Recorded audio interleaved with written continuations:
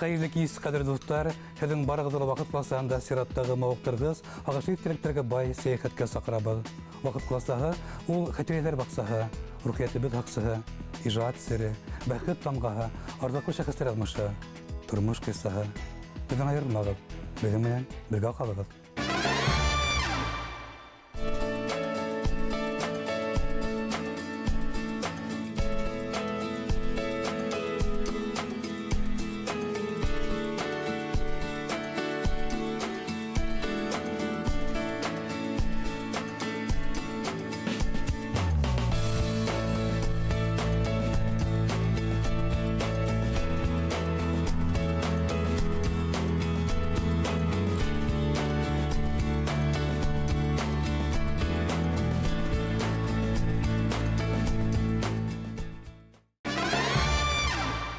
Hayırlı kez kadir dostlar, vaqt klasağında yazmışlar sılbırı. Hem bizim bugün studiyada kütüp alınған ruh tabını, hem bizim studiyanın konağı, көрнеклі şahıs, Başkurt halkının ilinəhi, mərtəbəli zatlı dereceli hanım, Seseniye, Galime, Tarih, Dil hem Edebiyat İnstitutunun baş ilmi hizmetkari, filologiya fənləri doktoru, Salat Yulayev ismindəki orden kavaleri, Miftahattin Akbulay ismindəki premiya laureatı, birden bir qıvatlanmaz Razaliya Esfendiyar kızı Sultan Garayeva. Hayırlı kez Azar hanım, kütüp aldı kızı alkışlayıbı.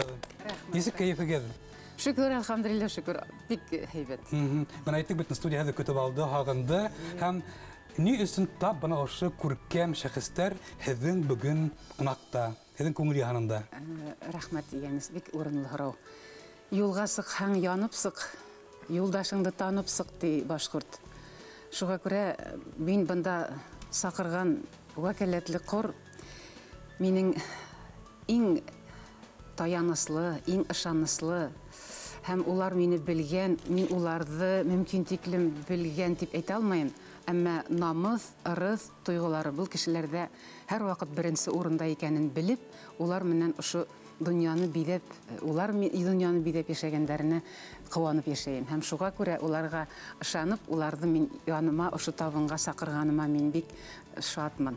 İsim şerifleri? Hem hul yağımdan tayauğa Gülnur'um var menin tege Zayatullah Kahulu'da aytmışlar. Gülnur Galinur kızı Kolharina. Şulay yok. Başkurtistan'da onu hadir bilmegen kişi yoktur o. Filologiya fənləri doktoru. Başkurt Qатын Kızlar Cemiyeti'nin reisi, banamın degen reisi.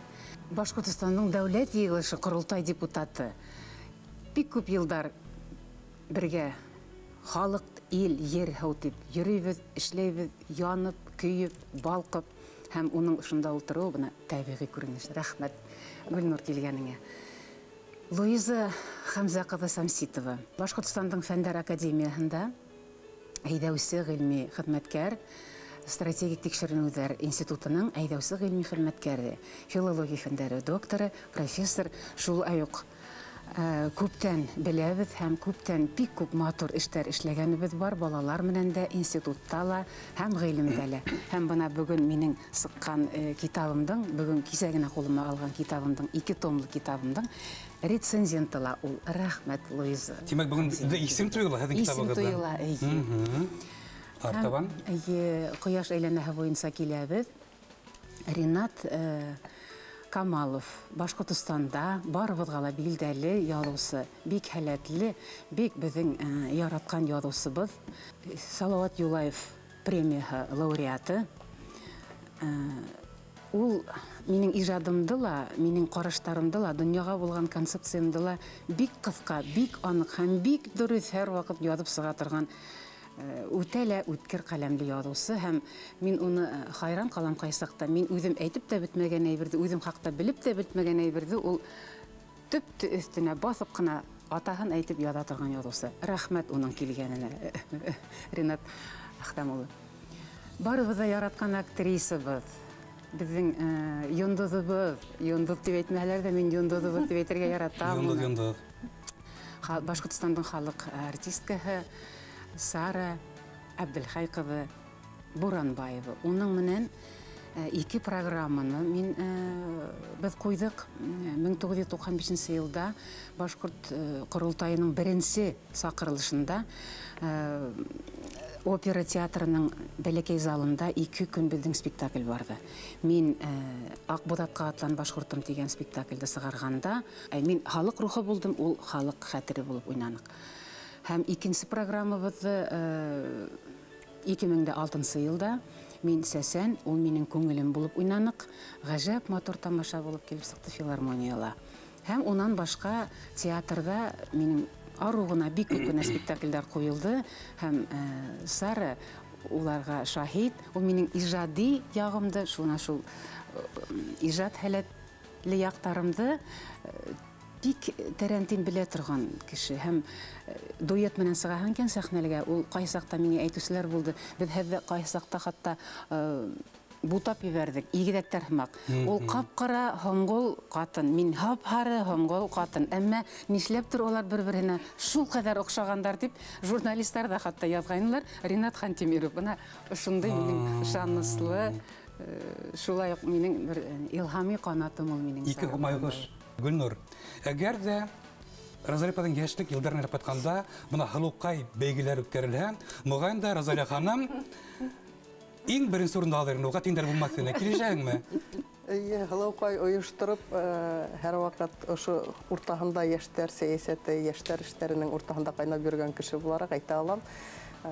Һомгол буйлы, шулай ук һәләтле, халык ижадын белгән кызларыбыз күп, һәм бына сынапта Розалия Әсфәндияр кызы, әгәр дә бұл конкурста катнаша мутлак гран-при яулар ине. Әйткәндәй, бына без оның менән 20 елдан ашу бергә аралашып, бергә фикердәш, уйдаш, юлдаш булып, һәр вакыт рухташ булып, төрле юлларга сыкканыбыз да күп.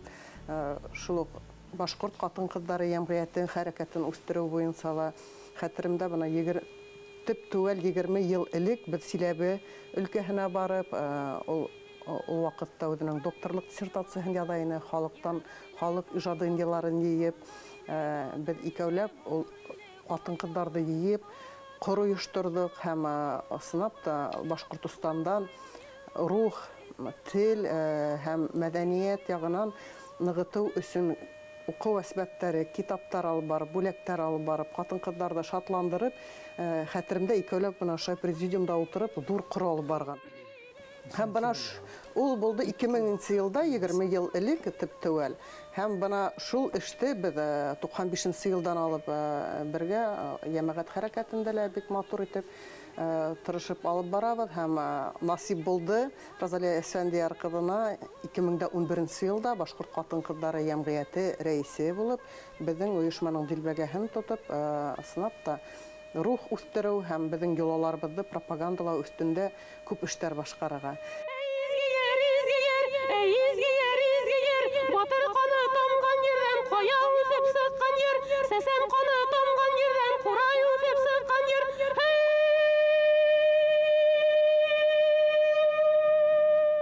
Әлбәттә, бuna бер кешелек күп мәһәләт. Ул йырсылы, бейүселе, хореографта, фән докторы, галиме һәм башка. Розалия апай, бuna кайдан килә шул тиклем яйгырның йөте, нуры кебек, төсе кебек, ошо хазина, ошо байлык, рух байлыгы кемдән килә ул? Кемдән күскән? Һәм ничек ул шулай сайпылтмай алып килә, уга тугры булып бuna ошо рух яманатка бәхет тамган, һәләт тамгана. Әлбәттә, һәр агас үзенең тамыры менән үсә. Һәм минең атайым Әсфәндияр Мөхәммәдияр улы Солтан Гәрәев, атайым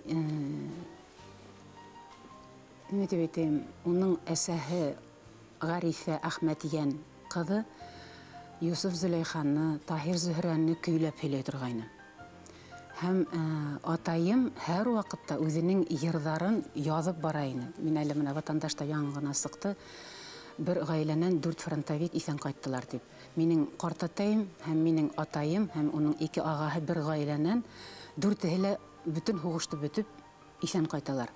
Һәм атайымның 42 елдан башлап 2009 елга тиклем язган дневниктарында һәр вакыт халык йыры. Ул үзе лә йырлаган һәм инде инәйемдең Ямилә Әйүп кызы Сабанчинаның йырлағанда инде хәзер Хандугастар сәпәштә тукта инде дип әйткәннәр. Ягъни ул шул тиклем бына ысынлап та сылтырап торган тавыш ине, узын кара сәсле, икеле галәмәт матур кешеләр һәм уларны мин әле бүген иң якындарым арасында исемә төшергәнемә бик шатмын, яндәре яннәттә булһын.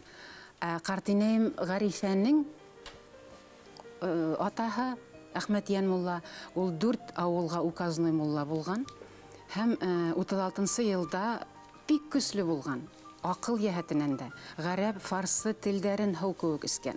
Русса, башкортса шунан. Шунда уны репрессировать итәләр, 58 елда уны реабилитировать итәләр. Ошы бабай, ошы картатайым, улы картатайым әйтүләренсә көйләп кешеләрне дәвалаган. Бына ике яктан да ошы шишмә кушылган һәм мин шу моңды Алла Тәгалә буйрыгы буенча дәвам иткәнемә мин шөкранә кылам. Ошы һәләтләрне ул миңа биргән һәм минең бөтен бурысым исән сагымда ошуларны халыкка таратып, биреп калырга мөмкин тиклем. Карап торһаң, менә урамдан китеп бара бит инде, күптәр Разалия ханымды сагыштыралар, актриса, йырсы, гомумән сәнгать кеше итеп. Әмма ул фән докторы, бына үзенең гомерен багышлаган шул тиклем авыр хезмәткә, фольклорга, йола фольклорына. Гомумән Разалия Асфандияр кызының хезмәттәре менән без бәләкәйдән танышбыз дип әйтәйем инде. Бигрәк тә студент елдарында укыган вакытта һәр вакыт китапханаларда утырып, уның хезмәтләрен карап, шул вакыттан ук танышып, хуклана торган инек, усрашуларга килә торган инек бит инде безгә. Һәм уннан Ходай Тәгалә ысынлап та безгә бер елдан үтергә мөмкинлек бирде дип әйтәйем инде. Тәүсиратта әлбиттә ул 500-дан ашу хезмәт авторы дип әйтеп китергә кирәк. Һәм иң мөһиме бына ул нык зур кирәкле темага тотынган. Чөнки юла ул бөтә башлангычларның башлангысы. Юланы ихтирам иткән халыктың гына киләсәге бар. Юланы хакланган дәүләттең генә шулай ук киләсәге бар. Бүгенге нык өмете бар. Һәм гомумән тик яхшы яктан гына күзаллап була уны. Һәм юланы юла иткән шулай ук итәкселектең дә, башкаларның да тимәк кимәле бар, киләсәге бар дигәнде аңлата бит инде. Ысынлап та бына һәр эштең, һәр тикшеренүдең нигезендә ул юла ята. Хатта менә без тел күзлегеннән тикшеренгән вакытта ла иң тәүсиратта барыбер менә минем диссертацияларда уның менән бәйле тәүсиратта мен Разалия Асфандияровнаның хезмәтләренә мәсәлән игътибар итәм бит инде. Юла нигезендә китеп барыбер нисек кенә булмаһам бигрәк тә менә бүгенге көндә яңа юнәлеш алган лингва-культурология фәнен уны юлаһыз бер нисек тә күзаллап та булмай һәм артабанда эшләп тә булмай дип әйтәйек инде. Һәм Гөлнур Гайнурна әйтеп китте, ул аны теоретик кына булып калмай, практикала бик оста куллана. Уның менә иң хукландырган сифаттарының береһе оештыру һәләте. Күп елдар безгә мәсәлән Урал Батыр эпосын яттар һөйләүселәр конкурсында жюри әгъзаһы булырга туры килде. Ул матур итеп менә ошо конкурс тәмамлангандан соң кистәрен ошо юлларда без бергәләп аткара идек. Ул вакытта менә шул балаларның, укучыларның, шул вакытта жюри әгъзаларының, фән докторымы ул, баламы ул, бөтәһеләр бер түңәрәккә теҙелеп, ошо юлларда аткарып, менә ул коллективизм тойғыһы шунда тудыра ине, ошо юланы аткарганда. Һәм унан тыш, хатта менә елга буена барһаң, тәүсиратта уның елганан рөхсәт һорауы, тауга барһаң, шулай ук рөхсәт менән генә мөрәҗәгать итүе. Ул зур тәрбия ине. Ул балаларга гына түгел, ул безгә лә нык зур тәрбия. Дөнья, мине фәкыйргә, ин янымда булмагас, көнем төнем капкараңгы, ин янымда булмагас, көнем төнем капкараңгы, ин янымда булмагас. Ябай башкорт хатын-кызын белләр Азияда, Кыргызстанда, Калмыкстанда, Баку, Азербайҗанда, Казакстанда, һәм мен үзем астына булганда бер профессор әйтте, ул безнең халык сәсәния дип. Менә хәзер нимә берләштерә? Мин ике матур кеше, әлбиттә. Ултырамда исем китеп ултыра, сынапта бул тапшыруга әзерләнгән мәлдә лә Разалия апаймен булган, көндәрдә бергә үткән эштәрне байкап, исем китеп хокланып, белмәйм, ниндәй хүздән башлаһам да дөрес булыр микән, әллә ошны әйтәм, буны әйтмәй калырмын микән дип әле лә уйлап ултырамын. Мин Разалия апаймен тамашасы буларак таныштым. Ул 90 елларда башкорт туенда ак күлдәктән, нескә билле, шул тиклем һомгол буйлы килеп сыгып, ошо Җирдәге бер фәрештә күк, Әйе, фәрештә күк. Минең исем китеп, аузымды асып, Яшьтәр театрында эшләгән мәлдә карап ултырган әле мәлемдә хәтерләп ултырамын. Ис китмәле инде. Һәм Розалия апай бына нисәнче елда үткән халык ара туганлык фестивалендә махсус призга лайык булды бына бұл роль өчен. Ул роль аталды Розалия апай нисек? Халык рухы дип. Халык рухы дип аталды бит инде. Буны Рифкат Исрафилов уйлап сыгарды башкорт туйда. Әйе. Шуның өчен ул ниндәй генә матурлык конкурсында катнашмаган актриса әгәр булырга теләһә, бәлки Булыр ине, әлбәттә. ничек булыр ине Розалия апай, чөнки без икебез сәхнәлә булган мәлдәрдә мин актриса буларак та югалып калганмындыр Розалия апай минең эргәмдә булганда. Һәм 95 ел булган бит Розалия апай. Мин һезгә Розалия апай гына дип өндәшәмен. Шуның өчен Үзебезсә башкортса. әйе. Режиссерлык халәте лә күп бит бар Розалия апайның. Ул бер кешелек күпме һәләт мул билгеле. Шуга әйтәмен, исем китеп барыһын да тыңлап ултырамын. Һәм кайныһын гына әйтеп өлгерәм икән тием инде вакыт кыска. Ул бит бездә Азат агай Айткыловты мине барыһында үзенең бына ният иткән эше менән яндырып бездә әйдәй алды, бит. Бездә ышандыра алды ошо эштең хаклы булуына. Һәм күпме тамашасы алдына сыгып режиссер буларак үзе куйды, актриса буларак үзе уйнаны, биюсе хореограф буларак ул куйды. Һәм йырсы буларак шулай ук үзенең кубайырларын әйтте. Буны уйлап караһаң ис китерлек сыныпта Розалия апай. Һәм һич шиксез шуны ла әйтеп үтәргә кирәк. Розалия апайның яшь иҗатчының юлында хокланырлык, өлгө булырлык шәхес осраһа, ул осракта минең нәемдә инде. Мин башлаган мәлдә үземнең иҗат юлымды. Ул әлбәттә зур уңыш. Ул минең өчен өлгө һәр яклап та Розалия апай һич шикһез. Һәм шуның өчен киләһе сәктә лә минең сәле Розалия апайның сәхнәлә эшләйһе, иҗат итер эштәре, уйдары бар.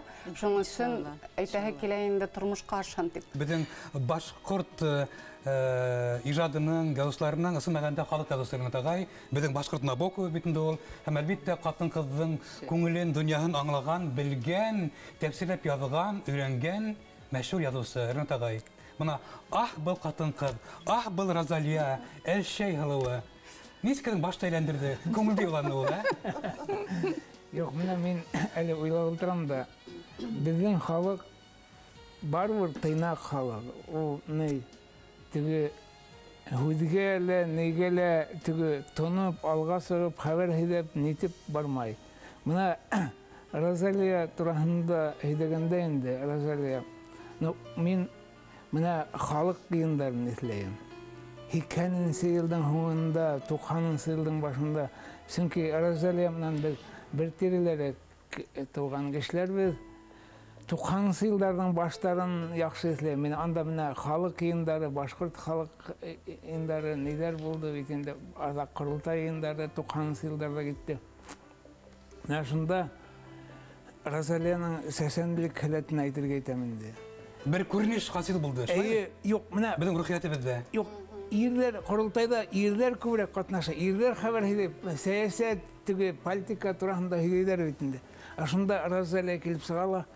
Бuna шулай эштәргә кирәк безгә башкортлар. Без шулай юнһез булып калмайык, авызыбызны асып утырмайык, үз җиребездә хуҗа булайык дип әйтә. Ул үзенең кубайырларын әйтә бит инде. Шунда бына егетләрнең дөньяһында кузгатып ибәрә. Менә шул яктан мин әйтергә итәм. Ул 80 буларак, менә шуннан һуң тагы шундый нидә бар. Менә имеш хатын-кызлар, имеш ирләр. Бuna хәзер уйдайм да безнең башкорт халкын кайгырткан, күтәргән ул ир булса ла бер хатын-кыз. Бәлки хатын-кызлар халкыбызга ныграк хезмәт итәләр дип уйлыйм. Ринат агай, менә ошо катын-кызның саялыгы, сослыгы һәм менә дин буеның шундый үз-үзле, рухлы кызын күрү куркытманамы? Барлык безнең башка егетләр дирәк бадап кала шундай кыю, үз-үзле фикерле, рухлы катын-кызлардан. Бадау бар безнең халыкта. Үзеңдән кешегә халық алдында әйтүде мәртәбә бит. Менә шундай хатын кылыгы ул безнең Розалия Шәшәния. Галимдар бит инде улар күп. Янис һәм күптәр улар теория өлкәһендә эшләйдә. Розалия Әсфәндияр кызының үденсәлеге нидә? Ул теория гына түгел, ул бына ошо халыктан дигән индиларды практик рәвештә халыкка кире тергезеп, кайтарып һәм яшь буынга yetkirүде иң беренче урынга куя һәм был яһәттән ысынап та безнең халык юла менән яшәгән гомергә юлага таянган таймактай халкыбызда. Шуңа күрә был уның әлбиттә был яһәттән эшләнелгән зур эше.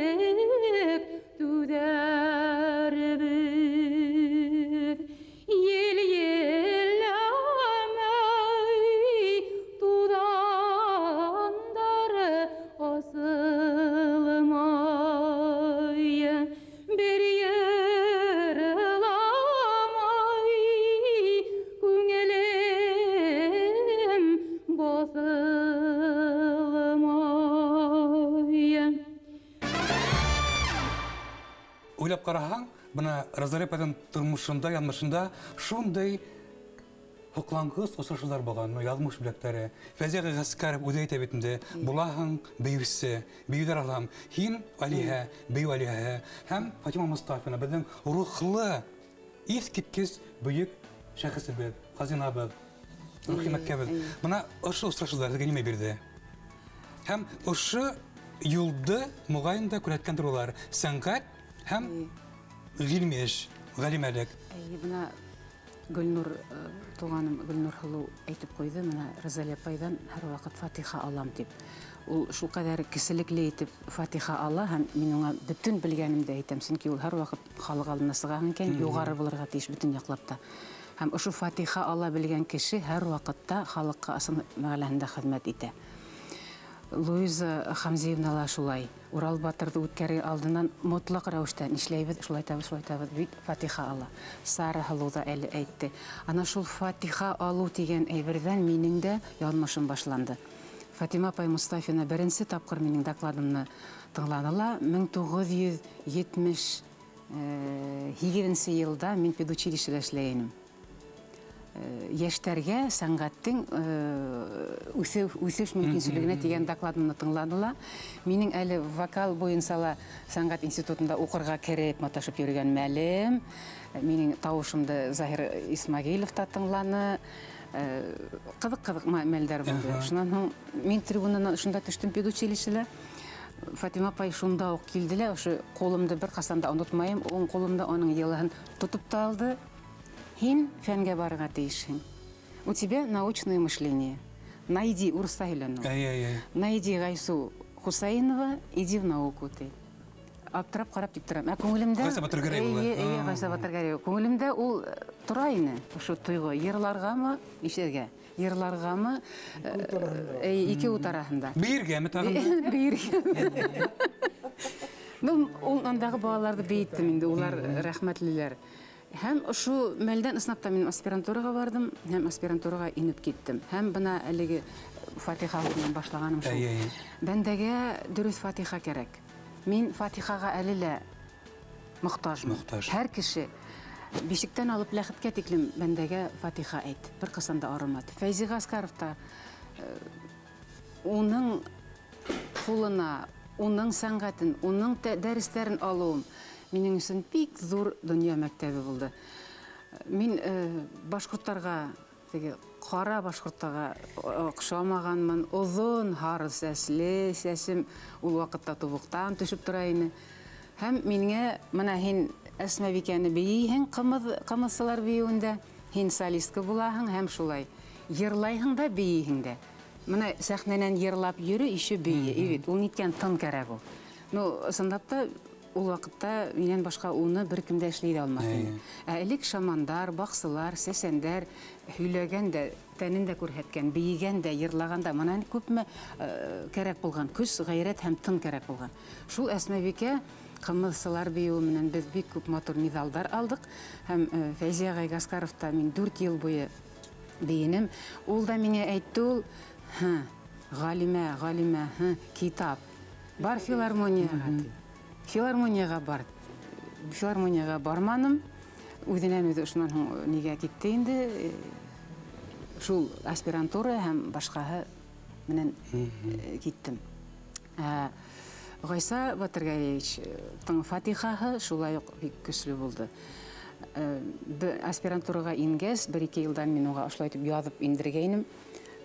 Караныла, һин миңа кандидатский язырга тиеш инең. Ә һин миңа докторский язып китергәнһең. Бар, кыскартып алып килдең. Һәм һәр вакыт акыллы кешегә яз фикереңде дигән Фатихалары. Ягъни таудар тауса Фатиха бирә, һәм мин уны мәлендә отып алдың, һинең гомерлеккә, һинең кодка әйләнә ул. Менә шу минең янымда утырган бүген әле һезне тыңлайм, кадерлеләрем. Шу тиклем аңлаганыгыз һәм зурлаганыгыз өчен Аллаһ Тәгалә һезне зурлаһын, һезне юлдарыгызны асык булган. Һәм үзем әле ана шу Фатиха биргән кешеләрнең яндәре яннәттә булган. Гөлнурга Разалия ханымдың йдер рухи Фатиха булган дөрестегәндә Гөлнур менә яшь сыгран белән бит Гөлнурды һәм бүген менә ул удырында ысынлап та бер кем урындалмаган ысраклы кеше түгел. Мин бик шат өчен дөрес әйтәһең, бында 17 елда рәис итеп һайланган Дурсиез тарафынан Разалия Әсфәндияр кызын без структура төзүнөктә һәм башкорт юлалары һәм иҗады буенча кәңәшче итеп, рәистең кәңәшче итеп без аны куйдык һәм Разалия апай избатлар һәр вакыт юлга сыккан. Шул хайлаусыларым бергәһенә сыкканда, юла үткәргә сыкканда, курбан салыргамы, ниндәйдер халык менән очрашу үткәргә сыкканда, тәүсиратта юлга сыккас мен аңа шылтыратам һәм һораям. Разалия апай, бана шундый эш башкарга ниятләнәм. Юла буенча ошла эшләһән дөрес булырмы? Һез миңа менә шуны избатлап китегез. Конкрет рәвештә нимәләр тагын да өстәргә мөмкин дип һорайм. Шулай бит Разалия апай. Һәм ул Фатихаһын биреп, дөрес ошыларны тагын өстәргә мөмкин дип һәрбер нимәне өстәп тулыландырып бирә. Рәхмәт, Разалия апай.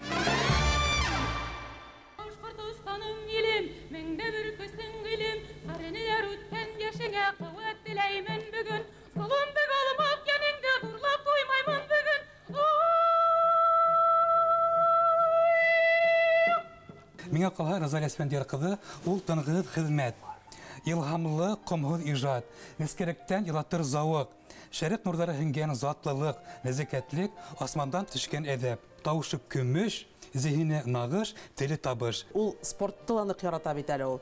Бана иртәнсәк турып, иң тәүгелә Разалия Әсфәндияр менән безнең Әхмәт агай Сөләйманов иң тәүгелә гимнастика эшләүсе улар, югырып килүсе улар төрле яктан бит инде менә шунда бuna нинди кешеләр белән аралашам дип уйлайһың бит инде. Менә үзен яраткан, ихтирам иткән, киләсәккә зур максаттар куйган, халкын ихтирам иткән, юкмәткеле, кимәлле, ысын шәхестәр генә ошулай яшәй ала, формалаша һәм безгә башкаларга үлгү булып тора бит инде. Кызлар безнең шәп буһа, без алга барабыз, безнең Башкортстан алга бара. Ирләрдә аягы бастыра торган хатын-кызлар. Ирләрдә яуаплылыкты хатын-кызлар иңенә халырга беләләр ахыры. Шуны әйтергә итәм мин. Әмма безнең Шәүрә, Таңдыса, Бәндәбикәләр, Гыйльмиязалар, улар бит сәсән булган. Улар сәсән булмаһа ерда сыгармаҫтар. Юк, менә Амазонка дигән шул Амазонка шул башкорт хатын-кызлар булгандыр. Әлбиттә, Әмма мине кызыксындыра бына ошо китаптар, ошо басмалар. Искиткес класслы хезмәт һәм фән дөньяһы. Менә килә затлы булан балаһылай башкорт тылы дим кызы. Онда битендә шундай дәрәҗәле, бераз теккә, бераз усал агайдар апайдар эшләй. Шунан. Менә ошо дөньяны нисек кабул итте. Мин беләм, булган төрле хәлдәр, көнсезлек тә, явызлык та, мәкер туксаяла. Менә үзегез нисек калдыгыз һәм нисек курсланыгыз, кемдергә таяндыгыз. Әлбәттә булган бар Гайса Хөсәенов, тагы да кемдер. Һәм үзегезгә бына нинди әмри бирдегез, күңелдән рух ышанысы итеп. Бына талантлы кеше янында ондай күренештәр булмаһа, табигый булмас ине. Шуңа күрә иң беренче коралым сабырлык. Инәем минең алтын сабыр кеше ине. Атайымдың һәр вакыт һүзе махы бирмә балам. Бер вакытта ла махы бирмә. Менә бер мәл бошынып кайтып кергәнем өйгә. Инде ул картайгайны. 90 яше тулырга йөрөй. Ашатам, исерәм, ул тыныс кына ултыра, үзенең нимәләрендер яза. 20 ел тиерлек колхоз председателе булган кеше. 3 елда бөтен колхозды аякка терәтеп, аякка күтәргән кеше, баһадир кеше. Ашатам, исерәм, әйе атай, ярай. Миңа карап кына карап утырдыла. Һин бошынма. Мин аңа зарланманым да, бер нимәлә әйтмәнем дә. Ул үтәннән үтә күреп, мине шулай итеп әйтте. Һәм икенче ягы, ул эш мәлендә төрле бул осрактарда төрле күренештәр була. Һәм зур булып калу. Бердән икенчесеннән үз башкортымды мин шул тиклем нык яратам. Һәм гафу итү, ярату минең һәр вакыт алдымда. Хатта күрәләтә исемә нахак япкандала. Күрәләтә хезмәттәремдә ниндидер нимә Кемселек табырга булганда хәлдә лә, я Ходаем, Аллаһ Тәгалә бул бәндәне гафу илә. Ул үзенең ни һөйләгәнен үзе белмәй. Ул да Аллаһ Тәгалә миңа җибәргән һынау. Ул бу кеше үзе түгел, Аллаһның кулы бит ул. Мин көчлерәк булган өчен ул миңа шулай итеп җибәрә. Әлбәттә тәүдә бадап калаһың. Нислек инде башкорт дип һөйләйбез. Туры килдиһә, астан тартырга гына турабыз. Кызганса каршы. Бана ошо нимәнән әгәр дә мин үзем котылмаһам, мин янымдагы укучыларым котылдырмаһа, кем аны эшләй? Мин һәм теге лозунг ташламайым, үз мисалымда, үз лейимдә ошолай итеп эшләйм. Бана Луиза Хамзаның әйтүенсә, яшьтәр менән эшләгәндә төрле күренеш була. Һәм бер караштан һизәм, кемдең исендә нимә уйлай, калай уйлай. Һәм ошо вакытта мин уларны һәр вакыт сәхнәгә сыгыр алдыннан бер-берегезгә кулыгызды һалыгыз, бер-берегезгә изге теләк теләгез, мактаң. Һин уны макталы, Зөлфия һин уны макталы, макта, нимә эшләй? Шулай да бер-берен мактагас, күзләр бөтенләй икенче. Куәт бирә сәхнәгә сыгалар. Ошо күңелендә булгандарды халыкка тараталар. Сыккас, әйдә йыелыгыз әле тим. Хәзер бер-берегезне тагыла котлагыз. Һәм менә ошондай модельдар ул бик көчле нимәләр. Һәм һинең һораганыңа ана шул. Үзеңдең кем түгел икәнеңде белдең иһә, кем икәнеңде белү асыклырак. Мин, әлхәмдүлилләһ, консул түгел, тар күңелле түгел, бысрак түгел, алдаксы түгел, һәм башка түгелмен.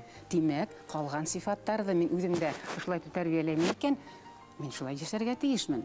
Һәм мин шуны кешеләргә таратырга тиешмен. Башкаса нисек? Әлбәттә без монда беркемдә гаепләмәйбез ни истәгәндә, һәм бу гыйралдан мәсрәккә бирмән ни истәгәндә, моны яшь вакытта, яшь таңында мин үзем шаһит булдым. Ошо Розалия Спандияр кызының бана ошо эшләрен рәфаган сакта, доктор укыган сакта, ниндидер шундай кытыршлыктар, ниндидер кәметүләр, хатта мыскытүләр. Менә мин яшь кенә күңелем, яшь кенә йөрәгем шул төмрәнгән һәм эй, Розалия апайым, бирешмә, һыгылма, зарланма, югары бул, гурур бул дип бана үземсә шулай теләктәр әйтә торгайным. Ысыннап бана зарлана, күрмә, югары кеше язган бит Мостай Кәрим. Шуга бана һеҙнең алсынапта баш ирлек, һеҙ шундай бөйөк шәхес. Һынманыгыз, һыгылманыгыз, зарланманыгыз, кеше һөйләмәнегез, фаш итмәнегез. Алхамдулилlah. Бу да аслы сифат башкорт хатын-кызлар әдәбе эшләй бит инде. Санапта бана меңдәрсә халыкты туплаган майданды тотыр өчен кешенең тәүсиратта күңеле тада булырга тиеш. Һәм эшләгән эшләре изге булырга тиеш. Был яһәттән бана Розалия Спандияргы менән без байтак юлдар үттек һәм күп кенә халык белән дә очраштык. Нинди мәртәбә старылар Гүннур Күп саралар ойыштырдық. Әйткәндә, ул безнең Башкорт хатын-кызлар җәмгыятенең Рабига Кушаева исемендәге хатын-кыз милләт әсәһе медалын ала лаек булды. Һәм бына шундый дур майдандар тоткан вакытта Розалия апай ул үзенең энергияһе менән ошо майдандагы барлык халыкты тултыра. Уларды арбап, уларның күңелен күтәреп, кемдер төшенкелеккә бирелгән кешеләр дә күп бит инде. Шул көрсөк вакытында ла бана уларды илһамландырып, рух уларга куәт өстәп кайтара ала. Һәм әлбиттә ул үзенең энергияһен күп ала. Үзенең энергияһы булган кеше генә бындай майданды сынап та тулыландыра ала. Һәм бана һуңгы ышандыра ала, ияртә ала. Һәм унда ундай кудрәт һәм көс бар. Аллаһ Тәгалә биргән һәм уның бына килеп керү менән образына карап, бөтәһелә аны сынап та бана шундый образ менән кабул итә һәм ул әйдәгән, әйткән һүзләренә ышанып, уның артынан барырга һәр вакыт ияреп кенә тора. Һәм безнең бана үз арагына гимн дип атаган уның кобайырла бар. Һәр вакыт дур майдан туплаган вакытта башын әлбиттә мин башлап, эште башлап ибәрһәм, адагында мотлак безнең Розалия Әсфәндияровна сыгып, илгенәм кобайырын әйтеп, майдандагы бөтә халык аяк басып, дәррәү алкышлап, ошо сынапта рухланып кайтып китә.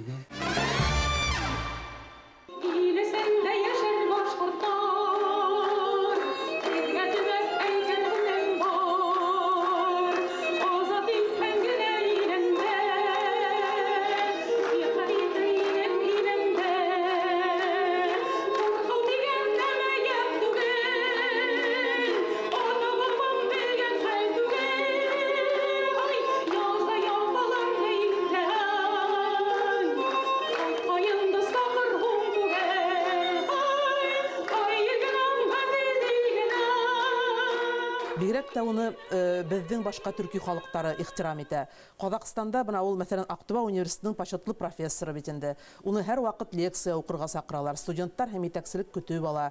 Һәм унда Казакстанда зур залдар басып алкышлай. Бына шунда күзгә яшьтәр тыгыла. Теге нык куаныс, нык рәхәтлек тойгысы кисерәһең уның өчен. Шул тиклем менә башка милләттең тап безнең башкорт хатын-кызын ихтирам итүе, димәк ул ихтирам уга гына түгел, безнең халкыбызга, илебезгә, телебезгә, гореф-гадәтләребезгә, юлларыбызга, безнең киләсәгебезгә ихтирам дигәндә аңлата бит инде ул. Шуга Розалия Әсфәндияровна аркаһында дип әйтһәм, ул мөгаен хата булмас, дөрес булыр.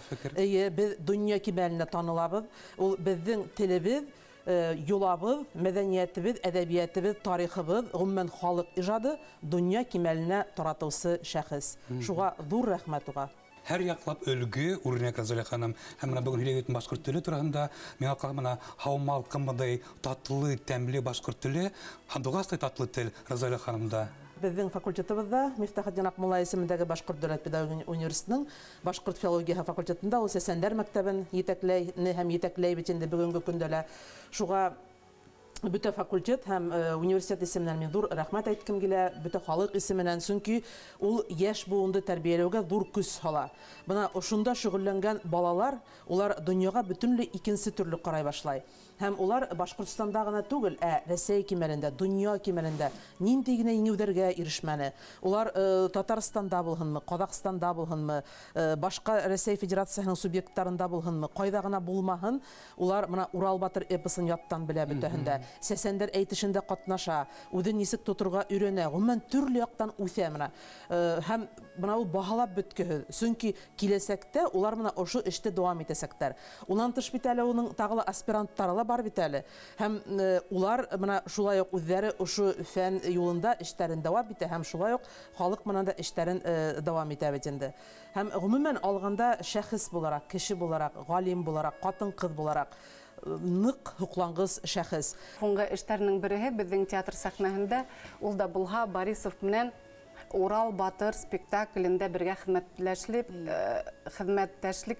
Моны филологлар йыелган yerдә әлбәттә үзләре уйлап утырган дөрес әйтәйемме, юкмы дип. Сара, үзе бит сәсәндәр тегенә бәйледән. Ысынлап та бәлки тулҡынланамдыр ҙа, сөнки яңылыш ҡына бер һүҙҙе дөрөҫ әйтмәһәм, бәлки ҡыйын булыр. Сөнки һеҙ бит инде һүҙҙең оҫтаһы. Урал Батыр спектаклендә ул беҙҙе шулай уҡ фольклор яҡтан биҙәлештә, фольклор ҡуйылышта инде ҡатнашты Розалия апай был спектаклдә һәм осрашыуға килгәндә ҡыҙғанысҡа ҡаршы мен ул спектаклдә ҡатнашманым. Беҙҙең егеттәр, ҡыҙҙар әйтәләр, Розалия апайҙың килеп инеүе, уның беҙҙең менән һөйләшеүе һәм ошо йолаларҙы, беҙҙең халыҡтың ғөрөф-ғәҙәттәрен һөйләүе, улар ауыҙҙарын асып ултырып ҡалғандар, тәүге осрашыуға килгәндә. Розалия апай әйтергә кәрәк, һуңғы йылдарҙа беҙгә һирәк килә. Ләкин уның һәр бер инеүе сәнғәт әһелдәрендә ҙур тәьҫираттар ҡалдыра, тип әйтәһем килә. Бер бейеклеккә күтәрә. Бер бейеклеккә күтәрә. Һәм бына Розалия апай менән бәлки беҙ йыш та осрашмайбыҙ. Ләкин ул һинең күңелеңдә һәм һәр ваҡыт ул, нисек әйтәһең, уның образы, уның һыны. Мына иҫ китмәле бер әйбер бар.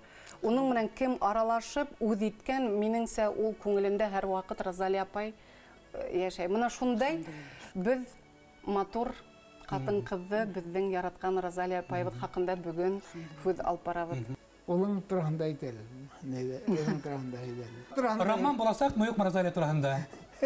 Тағай. Уйлашырға кәрәк. Бик шәп. Бына шул яуапты ишетергә. Ысынлап та һеҙҙең әпәүләп кенә үҫтергән шундай ике матур, изге күңелле, талантлы улығыҙ Иршат һәм ҡыҙығыҙ Гөлнәзирә бар. Субханалла. Бына мине атайым, инәйем шулай бул, былай бул тип үҫтермәнеләр. Беҙ 5 бала гел эштә, гел уҡыу, эш менән шулай дип үҫтек. Һәм атай менән инәй нисек тоталар үҙҙәрен, беҙгә ул үрнәк булды. Бер нисә тапҡыр нәсихәттәрен хәтерләйем, һәм ҡалғандары улар үҙҙәре үрнәк. Шуға күрә мин ҡыҙым һәм улыма үҙем үрнәк булғанмындыр тип уйлаймын. Өләсәй бәхетле бар бит әле Аллаға. Әлхәмдулилла, өләсәй бәхетле. Бына уларға наҙлы мулла беләшәгеҙҙер моғай. Шөкрана, шөкрана, һәм уларға бер нәмә лә тоймайым. Улар минең башыма менеп саба ла ала, йәғни уларға... Розалия ханым, Гөлнәзирә бөгөн нимә менән мәшғүл? Ҡайҙа ул, нимә эшләй? Гөлнәзирәм һәм кейәүем, улар Мәскәү гуманитар университетының халыҡ-ара мөнәсәбәттәр институтын тамамлап, 3-нче көн бик яҡшы билгегә 99 балл менән диплом яҡланылар. Шул тиклем матур хәбәр бирҙеләр. Рәхмәт балаларыма.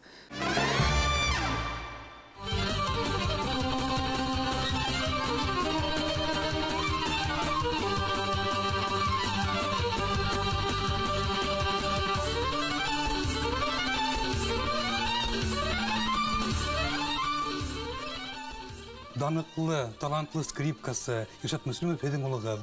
Бына һеҙ быны оҙаҡ йылдар йәшерҙегеҙме һәм нисек Иршатты скрипка юлына бирҙегеҙ? Бына әсәйлек бурысы. Һәм мине үҫтергәнһегеҙ. Мин йәшермәнем, минең улым шулай тип ҡысҡырып йөрөмәне. Үҙенә үҙ нисектер килеп сыҡты, күптәр уға нишләптер аптыранылар. 5 йәштән мин уны скрипкаға йөрөтә башланым. Әсә туйымы булды. Үҙе лә уйлай ул. Ҡай саҡта ныҡ ҡатмарлы булғанда, инәй, нишләп һин мине скрипкаға бирҙең ул ти. Хәҙер шунан үҫә барғас әйтте инде, бына скрипкаһыҙ нитә алмайым. Ул шул хәтле ошо музыка донъяһында йәшәй балаҡайым. Һәм бер мәктәпкә алып барғанда, ана шул 5 йәше тулғас, беләм, заниматься итергә кәрәк. Хәҙер скрипкаға уның минең менән йырлап үҫте ул. Ҡобайыр ансамблендә әүһәләйҙе бейеп үҫте ул. Һәм уның бармаҡтарына иғтибар иттем. Нәҙик, матур оҙон бармаҡтар. Инәйемдеке һымаҡ. Һәм бер мәктәпкә алып барғанда, Сабитов мәктәбенә, коридорға керҙек, мына әлеге Фатиха һүҙе, Гөлнурҙан башланған Фатиха һүҙе. Бер оҙон буйлы ҡарт бабай осраны. Ҡарт тип күрендем инде ул. Шунан күренде лә, Илшат 1-нче көн занимация итеп, 2-нче көн килгәйнек уже. Уже әҙерәк ни башланғайны, аның дөрөҫ микән, түгел микән тип үҙем уйлағайным. Ул да шул ҡулына ҡараны ла, врожденный скрипач, правильно делаете, тип Фатихаһын әйтте. Башҡорт музыка менән танышыу шунан башланды минең, башҡорт көйҙәренән. Әсәйемде тыңлап, ул йырлаған көйҙәрҙе, йырҙарҙы скрипкала башҡара башланым, иң бәләкәстән. Бейеш, Абдрахман, Ҡулик Антон, шул бәләкәй саҡтан башланы. Шундай тәрән, фәлсәфәүи, ҡатмарлы булыуына ҡарамаҫтан, дип әйтәйек. Әлбиттә, bunday башкорт көйләренә попури, һымак тезмәләр иң беренчедән менә ошо озын көйдән башланды. Башкорт сәнгате менән танышу.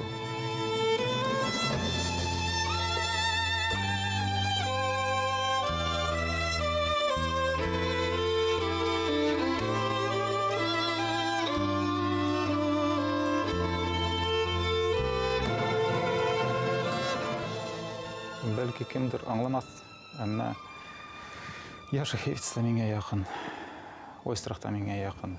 Давид Ойстрах. Максим Венгеров та, хатта яш скрипкасылар Никита Борисоглебский, Гайк Казазян, Граф Муржа, олар да миңа якын, әмма остазым тип, ошо кимәлдә, ошо рәвештә әйткәндә, нишләптер Паганини исемә төшә. Шулай булган. Нисен уны Мәскәүгә ебәргән мөмкинлек булманымы? Булды. Хоранлар да, әйттеләр дә. Балам, мин башкортыма хезмәт итәм. Һин дә шулай. Әгәр дә бик нык теләгең булһа, зинһар, ярар. Бына ошо илдә үсеп, ошо илде үстерергә тырышып, ошо илдән алган тәрбияне, ошо тупрактан алган тәрбияне һин кайтара белһәң халыкка, бына һин мәңге какшамас кеше буласаҡһың. Халыктың терәге буласаҡһың. Патриот бул. Һеҙҙең фекерҙе раҫлап, бына бер генә хәдиҫкә төшөп китәм килә. Бына заманында, бына 10 йыллык булған Новосибирскида һәм бер фестивальдан, һәм онда бына барган бер бәләкәй генә сюжет Айылу Сәлимгәрәев Сайфуллина турында, безнең скрипкасы һәм әлбиттә Ижат Муслимов. Һәм менә шунда бер данлыклы яһүд карты, данлыклы скрипкасы, үзенең мәктәбе булган Новосибирскта, Захар Брон. Һеҙ беләһегеҙ, Максим Венгеров, уның кызы Никита Борисоглебский. Бына ул ижадты уҡып, ни өсөн был баланы алып килмәнеләр Мәскәүгә, Чайковский консерваторияһына килгәндә мәктәпкә дип. Бына донъя кимәлендәге мәшһүр скрипкасы булды. Ул бүген дә әлбиттә данлыклы, бына ошо баҫҡысты ул яуларны. Рухият һәм рух һаҡсыһы булған, рух уҡытыусыһы булған кеше булараҡ, ысынлап та уның миссияһы башҡа. Ул халыкка сыга икән, халыкты сынап та аң йәһәтенән дә, иман йәһәтенән дә, безнең тарихи шул йолаларыбыз йәһәтенән дә уларны камиллаштырып, таҙартып ҡайтырға тейеш. Уның маҡсаты шул. Һәм бына без уның был символ итеп ҡабул итәбеҙ башҡорт ҡатын-ҡыҙҙары йәмғиәтенең һәм һәр бер бына шул Бәндәбикә юлында үттек, халыҡ араһына сығып төрлө халыҡ табибәләре менән халыҡ медицинаһын үҫтереү өлкәһендә лә эштәр алып бардыҡ. Сөнки ул булған. Онда бик күп йола, бик күп халыҡ ижады һаҡланған был элементтарда ла. Уның хеҙмәтендә бына тәбиғәт, йәмғиәт, кеше тәбиғәт, йәмғиәт триадаһының барлык тулы йөкмәткеһендә сағылыш таба. Ер, һыу, ут төшөнсәләре, мәсәлән, шулай уҡ көрәш буйынса булһынмы ул, бейеү сәнғәте булһынмы ул, йыр сәнғәтеме ул, ниндәй генә тематикаға мөрәжәғәт итмәйбеҙ инде. Һәм төрлө йүнәлештә эшләгән кешеләр һәр береһе үҙенә тейешле ошо мәғлүмәтте уның хеҙмәттәренән таба ала, ошо йолаға ҡағылышлы. Ысынлап та бына милли көрәшкә ҡағылып киткәндә Розалия Саньяровнаның байтаҡ хеҙмәттәре донъя күрҙе. Һәм ваҡытында мин бөтә Рәсәй Билбау көрәше буйынса федерацияның башҡарма директоры булып эшләгәндә, күп йолаларҙы беҙ уның менән шәхсән барып райондарда үткәрҙек.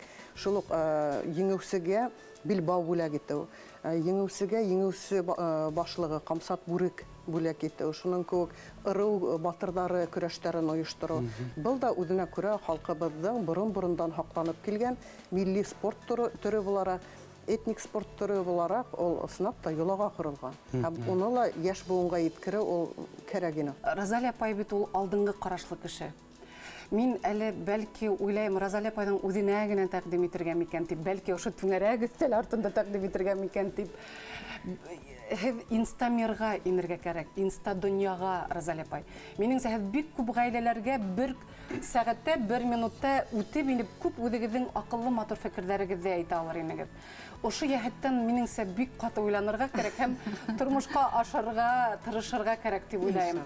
Сөнки Инстадонъя бөгөн хәҙер ошо мәлдә инә һәм һеҙҙең күп шундай Мин үҙемдең менә бала үҫтергән әсә булараҡ, һеҙҙең әгәр тура эфирға сығағыҙ тиһә, һис шикһеҙ батыр инем дә ниндәйҙер фәһемле ниҙәрҙе алыр инем. Һәм ҡатын ҡыҙҙарға күп нәзәкәтле, матур, һеҙҙең шул уҡ ашау йәһәтенән, шул уҡ үҙеңде тәрбиәләү йәһәтенән һеҙ йөрөгән күпме һеҙҙә нисек әйтәһең, халыҡтан йыйылған аҡыл. Аяҡлы энциклопедия. Уйларға кәрәк, Розалия апай, һәм минеңсә тормошҡа ашырға кәрәктер. Тағы ла бер һүҙем бар, Янис. Һәр бер гөл, һәр бер ағас үҙенең уңдырышлы урынында үҫә ала. Һәм мин үҙемдең ҡәҙерле, ғүмер буйы 40 йылға тиклем эшләгән Тарих, тел, әҙәбиәт институтына һәм һәммә үҙемдең иптәштәремә, коллегаларыма мең рәхмәтемде еткерәм.